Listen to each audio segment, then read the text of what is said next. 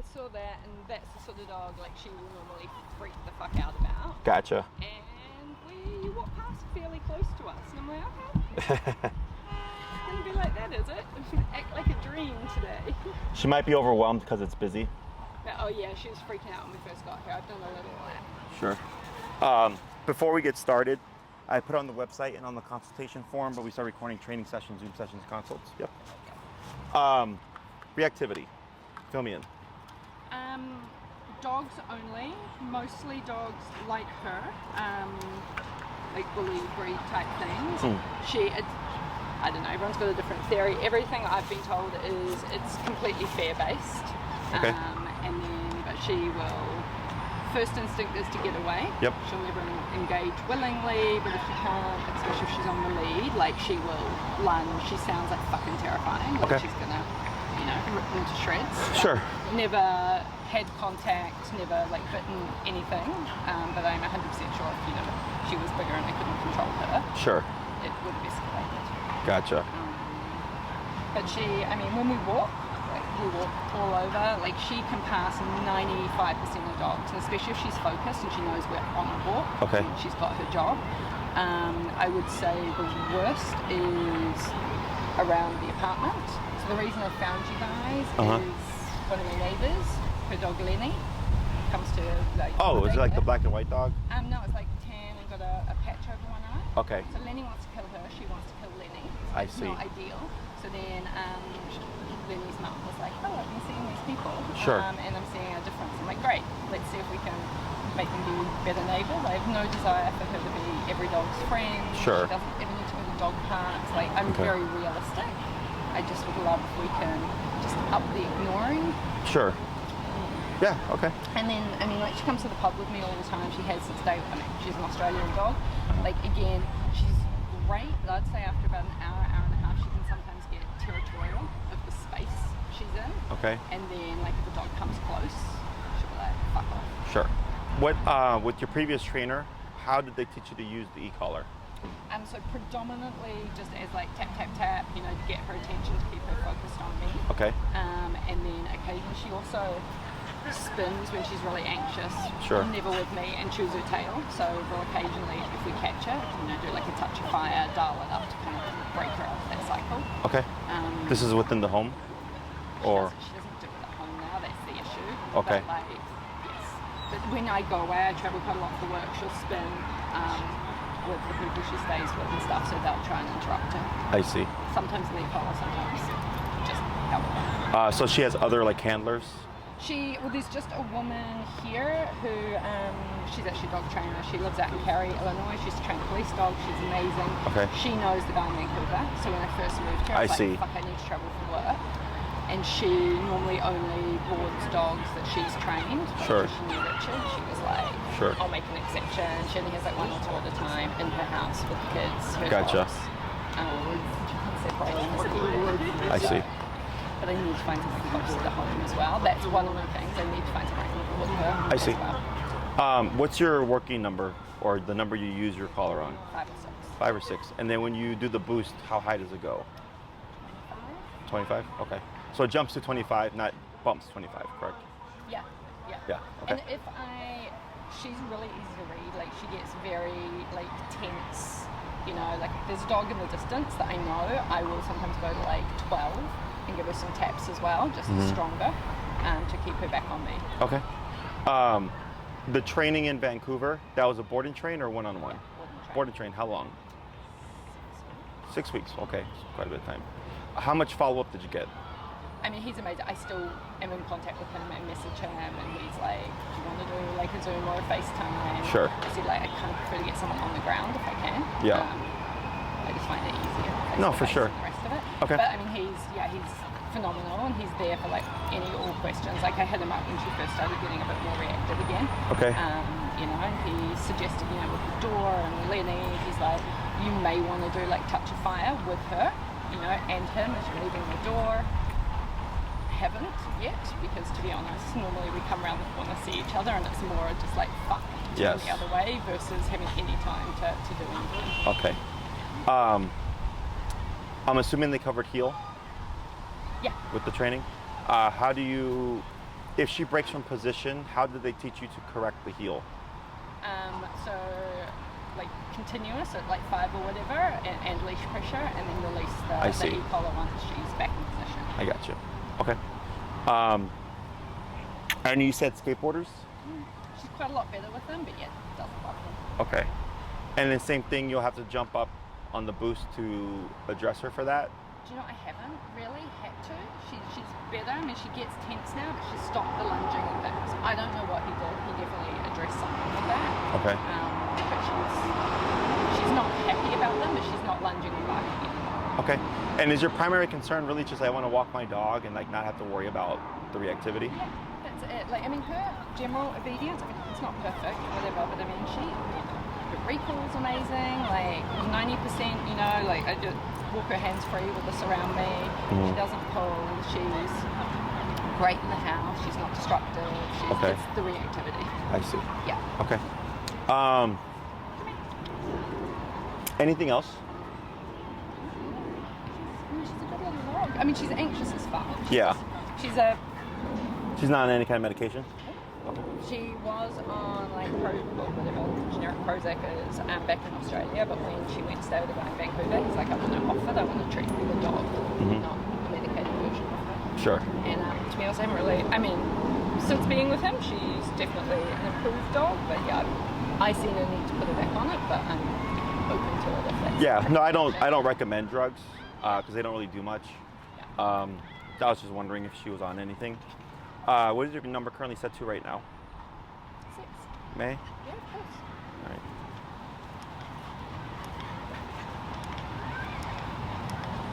Is she on comfort pads? Yeah. Looks like it. I think so. Okay. Yeah. That's it.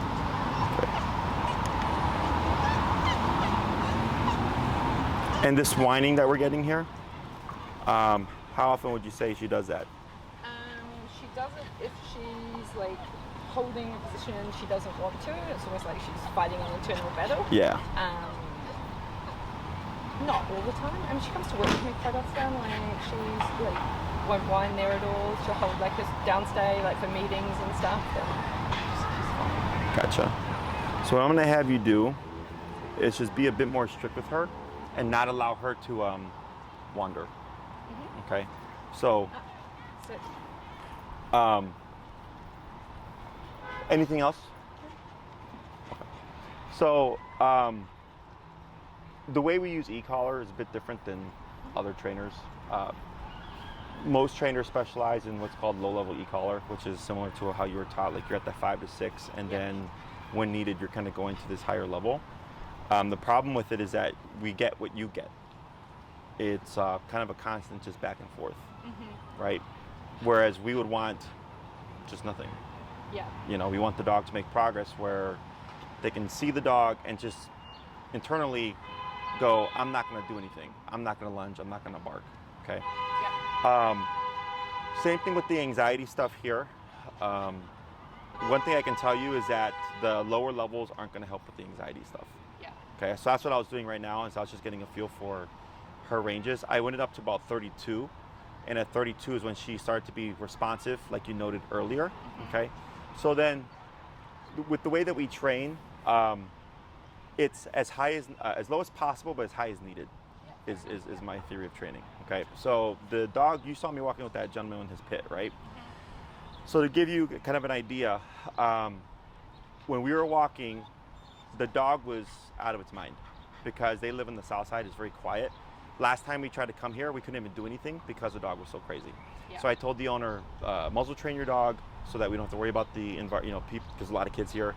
And then I said, and just keep practicing what you've been practicing, okay? That was like 3 weeks ago because of the holiday and everything.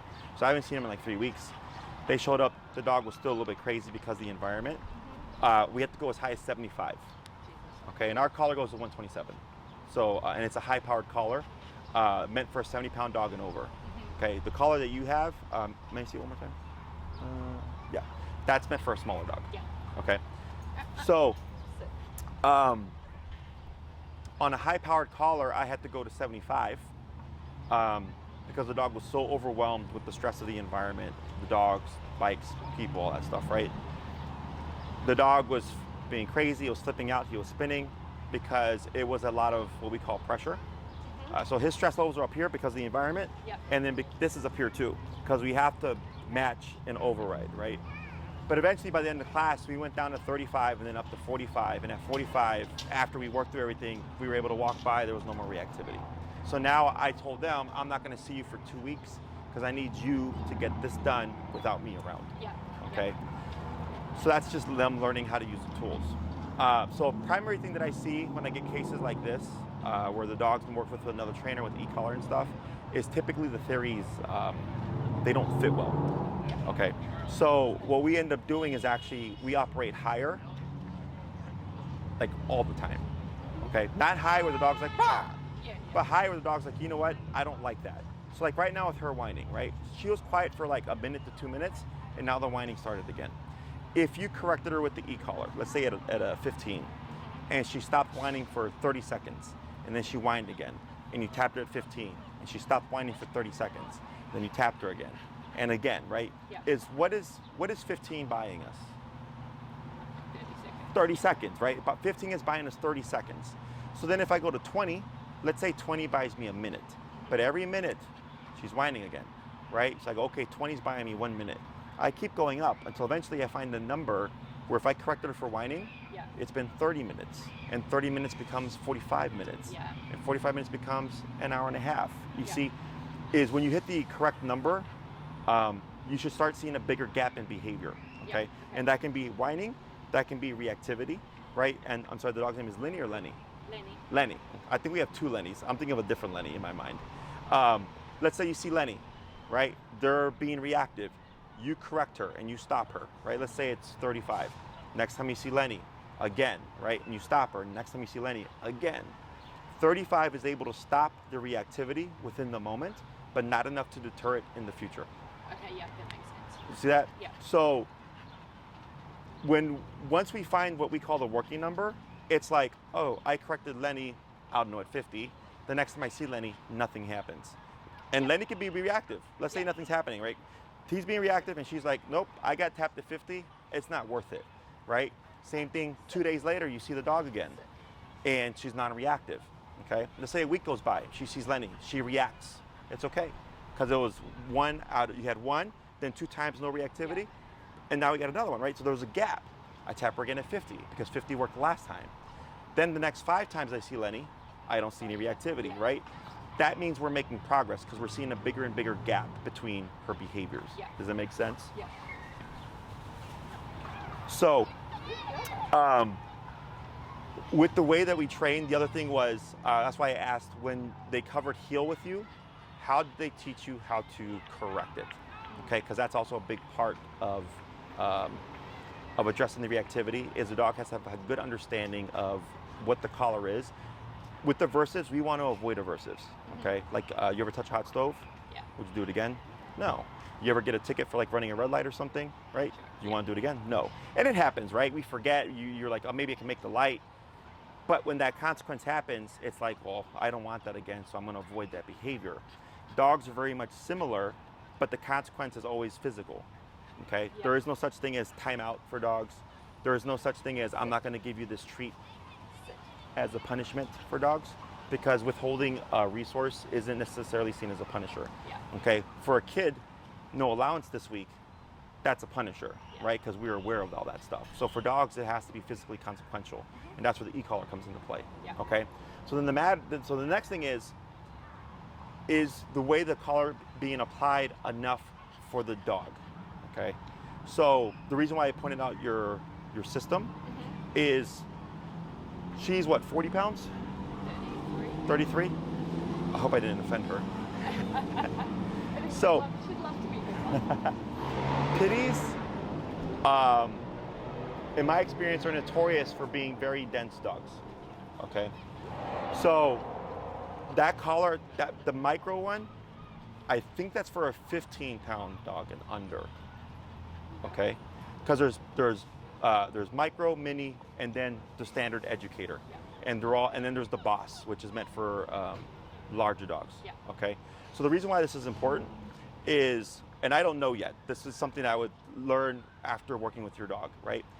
is I get cases where the dog is being reactive and you could be max power and the dog does not care, the dog keeps blowing through it. Yeah, okay. Okay, so what that tells me, so to give you an example, I had a client a few years ago, pit bull, 90 pounds. I walk in, similar to you, he was on a mini educator, and I told the owner, well, that's part of the problem, because that's meant for a 35-pound dog, and his dog's 90 pounds, 3 times the weight. Yeah. Okay, so we had to get the dog on the appropriate collar, meant for a 70-pound dog and over, and then that with appropriate training, we were able to resolve the reactivity. Okay, so it's a variable, just so you keep that in mind, because let's say you see Lenny, you go to 50, the next time you see Lenny, she blows up again. Yeah. I go, all right, well, 50 didn't deter it. Let's say we go to 75, and I'm just jumping here, okay? And we keep doing that, and eventually we hit 100. And you're like, Jesse, like, we saw Lenny, and it stopped her, but the next time, she blew up again, right? And I go, okay, even max power isn't stopping and deterring, okay? And that's where output is the problem, okay? Because then I would say it's because even though you're at 100, she's probably feeling 40 to 60, okay? Because the output is less, because it's meant for a smaller dog. Whereas for a higher powered collar, you could get the level of 100 at 40 to 60, which still leaves us 40 to 60 levels, exactly, to keep going up. Does that make sense? Yeah, it makes total sense. But that's all stuff that I figure out in the process. The other thing is our comfort with going higher on the tool, okay? Because people get concerned about, well, like, I don't want to make my dog worse. I don't want to hurt my dog, right? Which I completely understand. But it's not tied to you, right? Because the dog, she doesn't know that it's you pressing a button to tell her to cut the crap, right? So it doesn't hurt the relationship or anything like that. Plus, dogs are physical animals. If a dog does something that she doesn't like, what do you think she's gonna do? Go for the dog. Yeah, nip or bite the dog potentially, right? Physicality. So e-collar is your means of physicality back to her. Yeah, it's what I call a bite on the button. Okay, so on the e-collar, it's the closest thing that we could get to like mimicking a dog bite, including intensity, without actually physically harming the dog. Okay, so when layered correctly and taught correctly, it doesn't screw the dog up, even if you're at a higher range, because it's being done in a way that they understand. Okay, so I'll give you 2 examples of a couple of cases that I have. I have a case right now, the dog's name is Panda. It's a like doodle mix, okay? Reactivity, she'd already had a couple of trainers, no progress. We did e-collar. She's been training for about 2 months. After the first class, we've only seen reactivity once in 2 months, okay? Other than that, dog's been great. I have another client, dog's name is Milo, who's also a pit, okay? We went 5 weeks and the dog was going crazy. Nothing was working for the dog. So eventually I just told the owner, all right, in your particular case, you have a rare case, your dog needs to be up at max power on a high powered collar, okay? So we did 127, which is the max of the collar that we have. We worked through all the reactivity and I told him, I'll see you in 2 weeks, okay? To make sure that things are working. I saw him 2 weeks later and he said, Jesse, we've made a lot of progress, still need some work, but definitely making progress. I said, great. We taught some stuff. I said, I'll see you in 3 weeks, okay? When I saw him that following class, no reactivity, okay? And then when I asked him, I said, what's your number? He said, I'm at 127 still. I said, good, because that's why his dog is doing better. It's because his dog needs 127, whereas a dog like Panda, we're only at 28, okay? Most people, when they get the progress, go low. Because they're like, oh, my dog's doing better now, so I don't need 127 anymore. But I'm like, but 127 is why the dog is doing better. Does that make sense? That makes total sense. Sure. She, I mean, whatever, like, let's see what she needs and how you think she is. But, I mean, she is fairly sensitive, and the neck is quite sensitive. Like she has a lot of hair there and stuff, so we'll see. But that could also be me making excuses for her. So it's usually how that works. The other thing is you have a comfort adapter on her. Yeah. Okay. That muffles the power about 1/3. Okay. So maybe You're fine to use it. Okay. I like comfort pads because it does just create more consistency because there's more area being in more contact with. Exactly. But it does muffle about 1/3. Okay, so like if I have a dog that's working at 40 and I put a comfort adapter, chances are it's going to bump to like 60. Okay, so we can always compensate for it. The only time it's really a big problem is if it's a thick-coated dog, like a husky or Samoyed, because their coat's so thick, you need as much, you need good contact as possible. Yeah. Exactly. Okay. Yeah. Is that all making sense? It makes total sense. Yeah. So, in a case like yours, when it comes to like the approach and stuff, I would most likely recommend like just like 3 classes, maybe 6, and that's if you want the just in case like you have a longer program, right? The reason why I say 3 is because your expectations are very simple. I just want to walk my dog and not have reactivity, not have to worry about seeing Lenny, right? It's simpler. Because it's simply don't become reactive. Yeah. Okay. Now, and we can also touch upon like the whining and stuff. What needs to change is just how you understand the collar. Okay. Because I understand how you've been taught because it's a very popular method. I've not done that method in many, many, many years because it's hard to transfer into the real world. Yeah. Okay. You can't account for life. You can't account for turning the corner and there's a dog right there. Totally. Right? If you live in a building with elevators. Yep. Yep. Yes. Right. I don't even know. It's like my paranoia. Yep. I've been doing this for 12 years in Chicago. I'm very much well aware of like all the problems that people have with reactive dogs that live in the building. Okay. I mean, we've had stairs a lot. So actually, I had a client. She lived on the 23rd floor. She had a reactive Pippy. Used to take the stairs, and she used to go like at 3 o'clock in the morning. Okay. You know, because she was trying to avoid people, elevator, all that stuff. She got great exercise every day, but I was like, you want to be able to take the elevator, right? We got her dog there by the 3rd class. Yeah. Okay. So, with the 3 classes, the way I would. Sorry, I'm just going to give her some water until she's dying. Sure, that's fine. I'm listening. I'll give you a breakdown of how I do the 3 to 6 classes, and then you can like kind of decide how you want to approach it. Yeah. First thing that we would do for the first class is reteach the heel. Yep. To make sure that she's understanding the collar the way I think that she should understand it. Also, so that you understand how we use the collar as well. Mm-hmm. So we're kind of starting from a ground zero, okay? Yep. Kind of a little of a quick reset. Yep. So that we can find what level, what numbers are gonna work for her, okay? If we're doing a shorter 3-week program, I would most likely space your classes out 2 weeks. Yep. Okay? Because you need time in order to see what's working and what's not working, okay? So first class, we review the heel. I show you how I teach it. I look at her to see how she understands it, go over her levels, and then I'll say, see you in 2 weeks, yep. Okay? I see you 2 weeks later for class 2. How are we doing? Have we seen Lenny? Have we seen those dogs that she doesn't like? Yep. Have we seen dogs in the elevator, right? And if your answer is yes, yes, and yes, and I say, was she reactive? And you say yes, yes, and yes, I go, what's the highest you went? And you say 40, and I go, what does that tell us? Yep. It's gonna be higher than 40, right? So then we figure out what number is going to stop and then deter the behavior, okay? So within those 2 weeks, is that something that if she's still reacting at 40, like you'd want me to proactively Yes, be I would give you a up? structure Right. of how to keep it moving forward, okay? Because the issue always is, Jesse, how do I know when to bump the collar? Yeah. Right, so I will explain everything to you so that you yourself, when you leave, will know, okay, now I need to raise it, okay? Second class, we review everything, make some tweaks, send you off again. I'll probably say take as much time as you need, 2 weeks, 4 weeks, or whatever, because you need to keep going. Now, let's say you're using this tool and you email me and you say, Jesse, I'm at 100 and she's still not stopping. Then I'm gonna say we need to upgrade the collar because it's not working, okay? Now, the unfortunate thing would be is that you would lose a couple of classes because we've tried it on a tool that ends up not working, okay? So worst case scenario is we upgrade the tool.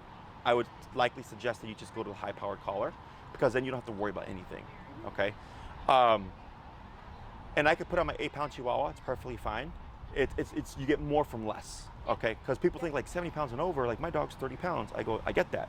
But it's just you get more from less. So if you have the highest powered collar, you're not having to worry about, well, is this next one I'm gonna get gonna work, okay? Because it does happen. And it's only because she's a Pippy, okay? Pitties were bred for fighting. They're meant to they're meant to take a lot of physical discomfort and pain. So we need enough output to cut through all that to get her to think for herself, okay? That makes total sense. So if that ends up being the case, you get your upgraded collar, learn how to use it. I'll send you some videos, and then I'll keep having you do what you're doing, but with the new collar. So we still wouldn't have that third class. Yeah, okay? Because I'm trying to get as much done when I'm with you, and then the stuff that we can just do via email, we could just knock out a lot of crap, right? So by the third class, if I show up and you're like, hey, Jesse, either this tool is working, but I have to be at 80 now, or it's like, yep, you're right, I have to upgrade my collar, but now her number is 45 on this new collar, but I've not seen reactivity for X amount of time. I go, great. What do you want to cover today then? Okay, so my goal is by the third class, you're good. You're in a place where you feel very confident. Yeah. When it comes to addressing reactivity, there's no such thing as a perfect dog. Yeah. Okay, so like, let's say you go 6 months and you get 1 moment of reactivity, but you stop it like this, right? And then you go another 6 months with like no reactivity or little no reactivity. You're making good progress, okay? Because you can't account for life. You turn around the corner, there's a dog, the elevator, there's a new dog in the building who's also reactive, right? But it's you have all the insight and the know-how and the appropriate tools to stop it within the moment, but then also the next time you come across that, ideally, we don't even see anything, okay? So my job is to educate you so that even post the training, if something comes up, you're still making progress. Does that make sense? That makes total sense, I think of it as if I'm not hearing from my clients, then I did my job. Okay. Questions are always welcome, but that's how I look at it. I come in and I go, okay, we're gonna work with this, we're gonna get everything addressed because I don't wanna hear from you because I know that means you're good. Okay. But questions are always welcome. Now, if you did like a 6-class program, okay, it just gives us more time. Let's say, we're using this tool, we go 2 to 3 classes in, and it's like, and I can tell by the second or third class, like, you need to upgrade your tool. If you do have to upgrade it, we still have classes left over. So it's not a big deal. Otherwise, within that program, if we get everything done, it's like, hey, we're on class 3 and like her reactivity is great now. I go, okay, well, what do you want to do? Do you want to improve her recall? Do you want to be able to get her to be off leash level? Is there anything that you want her to learn that she doesn't do very well? Things that you think that need to be reviewed? I just play that by ear. Does that make sense? I feel like you're more into 3 just because you seem to have a very simple, I want to walk my dog, not worry about reactivity. I mean, not good traffic like this, but I mean, Sydney, and when it makes sense, like she's off lead all the time. Like, sure. High call over Whistler, she's off lead, she's pretty bulletproof. Okay. Sure. So yeah, I'd rather probably do 3, and then if we need to add to it, sure, we can. You can. Tackle that. Yes. Now, just so that you know, we don't prorate programs. So if you do 3 and then decide to purchase another 3, you're paying the same price. Okay. The reason why we do that is my schedule gets booked ahead of time. So then, if Maria knows you're doing 3 classes, she books you on the calendar, but then she knows, okay, after that. Well, actually, for you, it doesn't matter because I'm going to see you every 2 weeks because you're a different case. So, and we probably wouldn't have a same time either, okay? Because, so most of my clients is week by week. Okay, so then it's, but then, like if I have a client that's doing a 12-week program, for instance, like Milo, who's the Pippy that I mentioned earlier, once we hit the 9th class, towards the end we started spacing him out, but since that 9th class I haven't seen him, and it's been about like a month and a half now, because he's got to go out and practice. Then he'll come back for class 10, and he's like, Jesse, this is where I'm at. And I watch, we make some improvements, we teach a few more things. He goes off for as long as he needs to, he practices, he comes back for class 11, okay? Because it takes time for all that stuff. In your case, I believe all you need is just an understanding of a different way of using your tool to get your dog where she needs to be for the behavioral stuff, okay? And I think I probably, well, rightly, wrongly, because she has a pinch collar as well, but I don't like using both of them. It feels like overkill, but I wasn't using the e-collar for like the last couple of months. It's only lasted a couple of weeks that I've put her back on the e-collar. Sure. So, again, it's probably partly my fault as well, because she's just been stabbing herself and actually getting properly corrected. Correct. So with the prong collar, it's a great tool. When it comes to reactivity, if the dog's intensity is too great, it's not going to do anything. Yeah, exactly. So what ends up happening is they become reactive. It wasn't addressed correctly, so then the dog kind of theoretically gets away with it. Okay. In my book with the e-collar, whenever you need it, you have it. If she's a great dog inside the house, you don't need it. If you're just taking her outside for a quick potty break, I understand. It's like I don't want to have to put the collar on my dog, right? Right now I do. Just at the yes, moment and you should. And yep. The rest of it, but yeah. No, my recommendation is that you do. But I understand when clients are like, I don't want to do this just to take my dog to go pee, right? then I'll tell them, well, then expect your dog to be reactive because you don't have the tool to keep the dog in check. Yeah. Okay. Now, when it comes to the e-collar, the reason why without the collar the dog is worse is because of opportunistic behavior. You drive, right? You go on the expressway? I mean, I don't drive here, but yeah. You have driven, yeah. Yes. But you've been on like an expressway? Do you go the speed limit? I go as far over it as I can, but I think I'm not going to get a ticket. Correct. And then you see like a cop car and what will happen? Okay, Slow down, right? So that's opportunistic behavior. Yeah. If you can get away with it, you know, we do, and we know better. We know that you're supposed to go 60 or whatever on the expressway, but almost everybody does not do that, okay? It's the same thing with dogs. So think of that e-collar as a cop on a collar. If you're using it correctly at the level that she needs, right? When it's on, she's gonna be well behaved, no reactivity, no whining, blah, blah, blah, blah, right? But as soon as you remove it, theoretically, she's like, there's no cop here, so I can act a fool, okay? Yeah. So, and if you take her out one day without the collar for whatever reason, it's not gonna work against you in the sense that dogs are about consistency. So if anytime that e-collar is on, you're always using it correctly, that's what she cares about the most, okay? So yeah, when it's off, she's like, yeah, I'm gonna press the buttons, but when I know when it's back on, you're very strict, I will definitely behave. Does that make sense? It does. Questions on any of that stuff? Have you ever used your e-collar to correct her anxiety?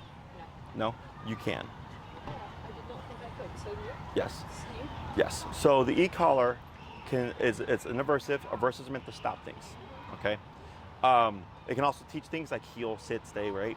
So like if a dog's becoming reactive and I use the collar to correct them, I'm teaching them, don't do that again, right? As long as it's at the correct number, okay?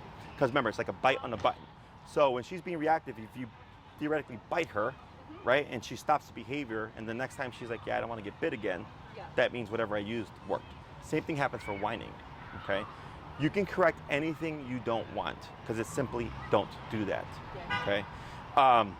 But the dog just has to have a good understanding of how that turns on and how that turns off, okay? Which is why we would reteach the healing exercise.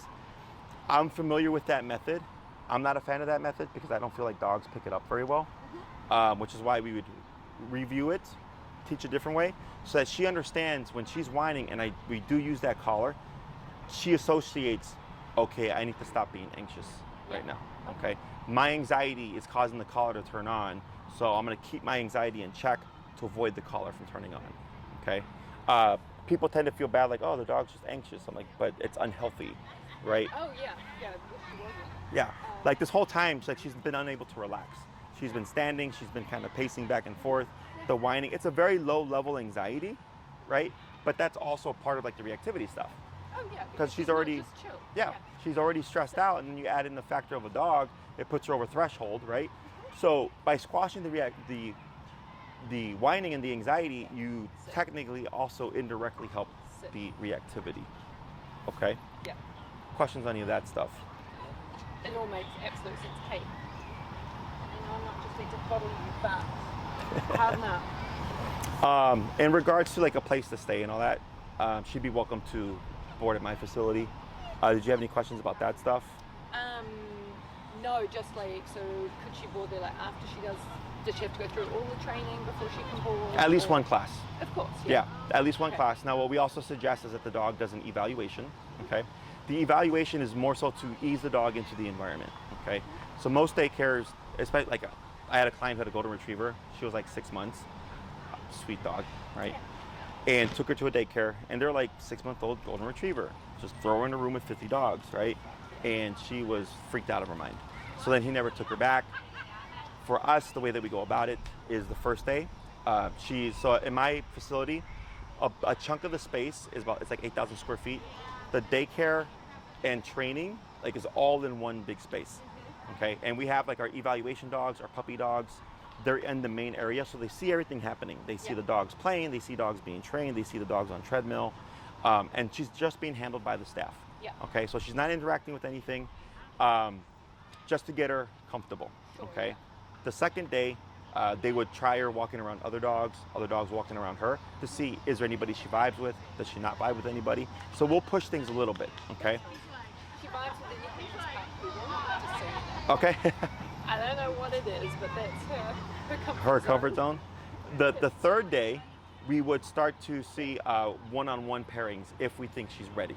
Yeah. Okay, if we see if there's any like curiosity or wants to play or interact in certain cases, right?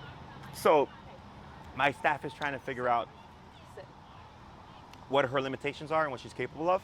We can't guarantee that she would be socializing with anybody, right? We're just kind of easing in to see what is she capable of.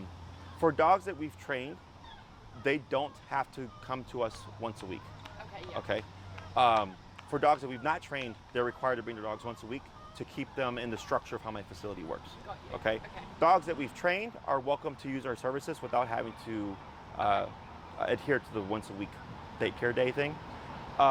We do still recommend the evaluation just because it's a whole new environment. It's stressful for the dog. We want to make sure that they're comfortable. And then once that's done, typically not a problem. And the evaluation, those 3 days, are they consecutive?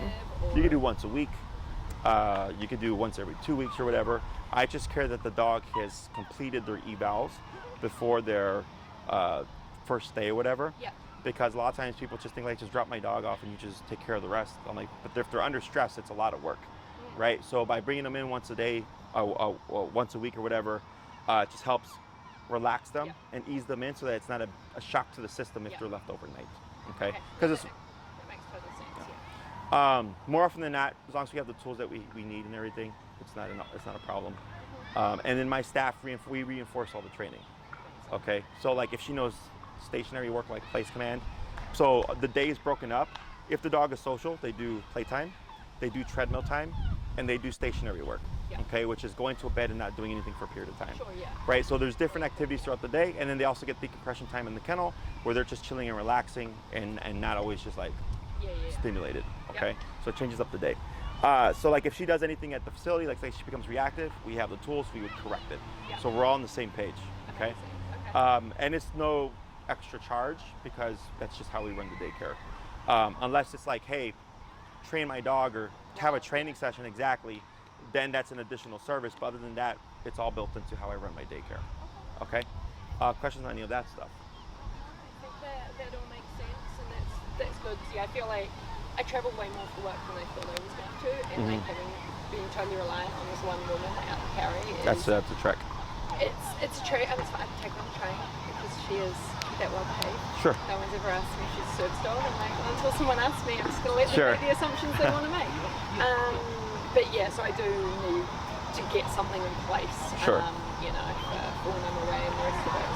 So that makes sense. I'll figure out the eval maybe after we do the first training or whatever. We can figure that out. You could do the eval can happen whenever. Okay, it's the boarding. She would have to at least have one session for her to be able to board. Okay, but the eval. Sorry, I thought the eval needed to happen as well before she could board. I'm sorry. Yes, yeah. So it's either. I'm sorry. You could either complete your program, and then she's able to board. We still recommend the eval, okay? Or it's complete the eval. We have at least one session of the training, and then she can board. Okay, Because the other thing that we do is dogs are required to come to us for a month prior, but this is for the dogs that have not trained with us. So they complete their eval, and then they do daycare for a month, once a week, and then they come to board. So yours can be streamlined a little bit more just because you're starting the training and knocking out the eval at the same time.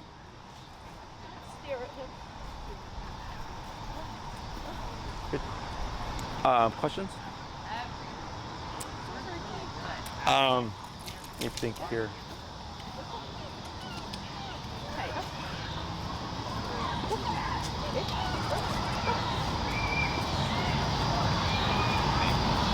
Getting short on your leash. Hi.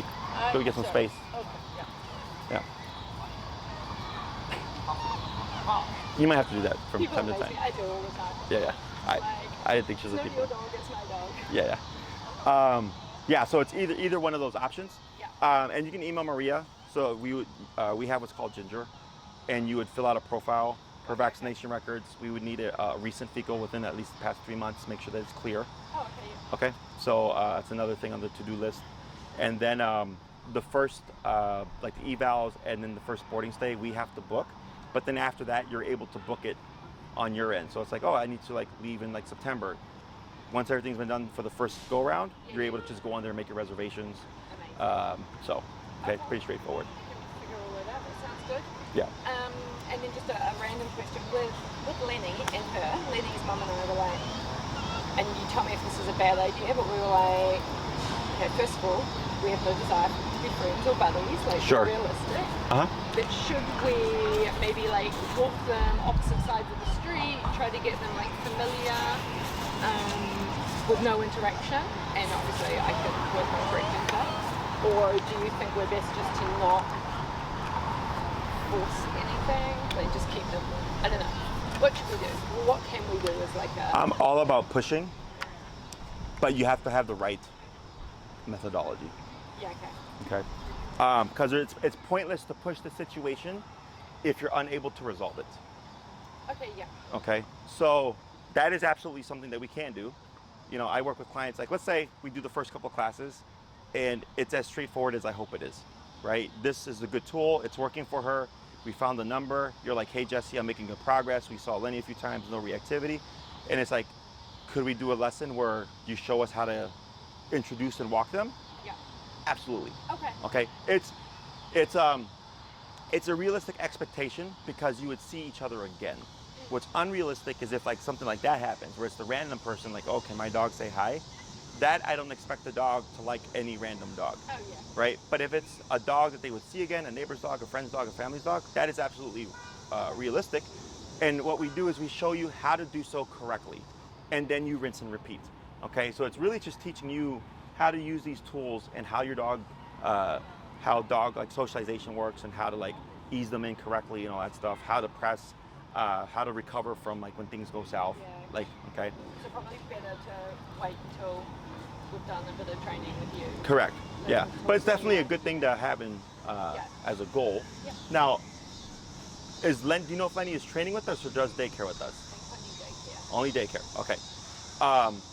So the only variable there would be, let's say we get her to a good place. With Lenny, we would have less control. So Lenny's a bit of a variable, Yeah, okay. right? So if we can't address that behavior, then I wouldn't expect her to be able to open up fully. Oh, yeah. Does that make sense? That makes sense. We can push as much as possible, Yeah. but when only one dog, unless like it's a super passive, like chill dog, you know, that's like super easy. But if there's any kind of behavioral stuff, then that's where things get kind of tricky because we can only control one dog, Yeah. whereas the other dog can still be, you know, reactive or defensive, and there's nothing to stop them, Yeah. right? So then we kind of hit this plateau there, okay? But I do think it's a good idea, okay? And if it comes to stuff like that, like if you decide to yourself like, oh, there's actually more goals that I would like to push, because a lot of times our ceilings are here, okay? But e-collar, the ceiling is up here, okay? The only way we know what the dog is capable of is if we push, Yeah. okay? So if it's like, you know what, yes, I would like to learn how to socialize my dog with friends' dogs and like Lenny and all that stuff, then I would say you're more likely in the 6th class program, because we need classes to repeat.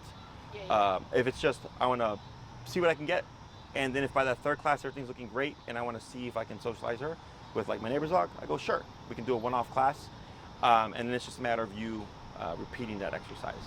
Okay. No, that makes total sense. Yeah, because I mean, she, not so much here because I don't let her meet dogs, but I mean, she has dog friends and they like play like pop and come on dogs and, you know, they jump on each other and Sure. all that, and it's gentle and adorable. She just is very selective who those dogs are. Now with the reactivity stuff, can it be both on or off leash or just on leash?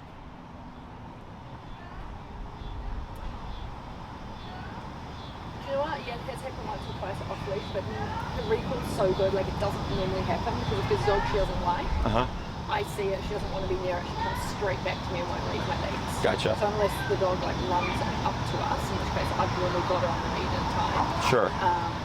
But yeah, I mean, there has been once or twice where a dog's come in and she's been with her friends and she's just like, fuck off. Sure. Okay. So, Because that makes a big difference too. Because I get clients whose dogs are reactive on leash, but off leash they're perfectly fine. You know, that's because on the leash there's no flight response.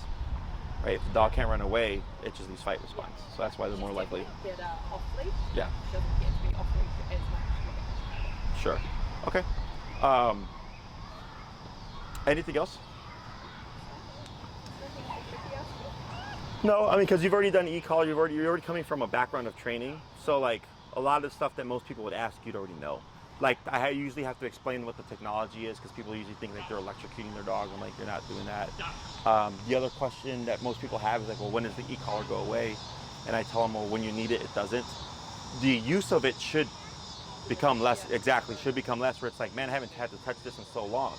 That means that we're making good progress. If it's like, I have to use this on a regular basis, then we're simply managing the dog and we're not really making that progress. Okay, so that's the difference. I don't want to manage the dog forever. I want them to learn. We'll need the tool, of course, but they should learn like, all right, reactivity is not a choice that I want to make. Okay. Other than that, just the biggest variable is just the system itself. Yeah. And then as long as it works, then we're good. Otherwise, if we see she's not progressing as I would hope she would, it's most likely because the output's not enough. Okay? Given that I've never gone like over 38 with her, and that was a mistake. Like, there's still a bit of runway to see where we go before Sure. we change it up, Yeah, so. no, that's perfectly fine.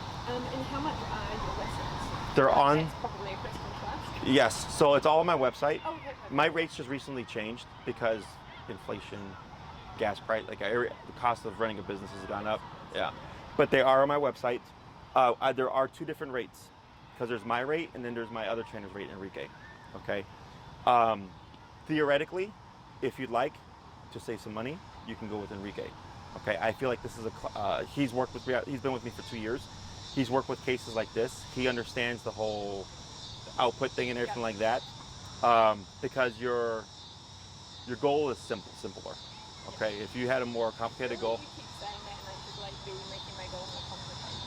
Like, I don't know, like am I like aiming too low for her? You can have whatever you want.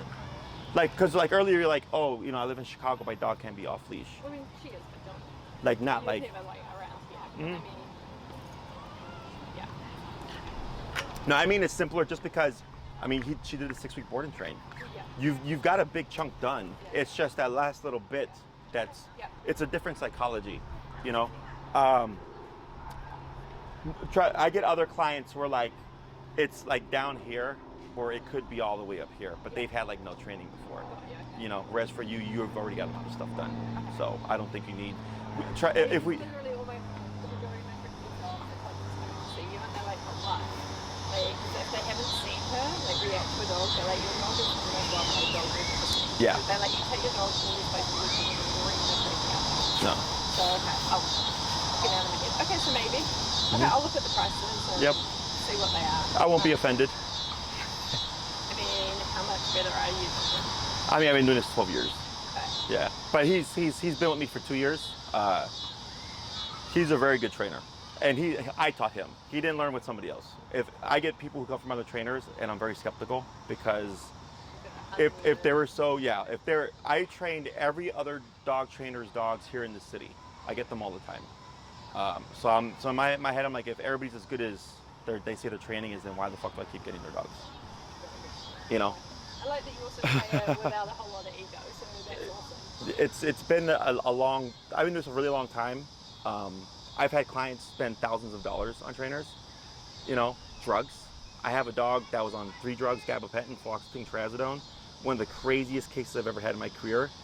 And he can stay with us. He can board with us. He's definitely a piece of work, but we're the only people that can care for that dog without the owner having to worry. Everybody else was like, they either kick the dog out or they wouldn't take the dog, So, okay, no, that's good. I'll look at the prices and I'll talk to Maria and get something booked in and I can go from there. Sure. And if you do go with Enrique, you won't be working with Maria, you'll be working with Tina. Okay. Because he has his own assistant, but she'll walk you through all that stuff. Yep. Okay, so same process. Anything else? Okay. Well, if you have any other questions you may have forgotten to ask, feel free to reach out. And then Maria will get you situated. And then if you need her to send you the rates as well, if you have a hard time finding them, they're right there. It's under Obedience. Yeah. Website, She'll. We've got bigger issues. she can shoot you an email with all the rates as well. Awesome. Okay. Perfect. Okay. Cool. Well, it might be a tiny delay because go to New Zealand. And No rush. I need to, No rush. when I do it, I want to commit to it and face it. Yeah. Whatever. But This has been awesome, so thank you. You're very welcome. Yeah, if anything else pops up, you just let us know. Otherwise, there's no rush. You come when you're ready. Yeah, no, I will. I'll be soon. And she is also muzzle trained. Beautiful. Just from when she did the boarding training because of him so close with her dog. Makes so everything so much easier. Coming on, yeah. Good foundation. Yeah, because if it comes down to like wanting to socialize or letting and stuff, that helps just take off an anxiety. Yeah, and I think he's not. Well, I think they just muzzle him. I don't know if they've trained it, but he has to wear a muzzle when he's at daycare. So. Sure. They can both do good things. Awesome. Well, if anything else pops up, you let us know. Otherwise, it was a pleasure. It was lovely to meet you. Oh, and don't forget your bowl here. No, I'm going to grab it. Oh, Pip, stop being so scared.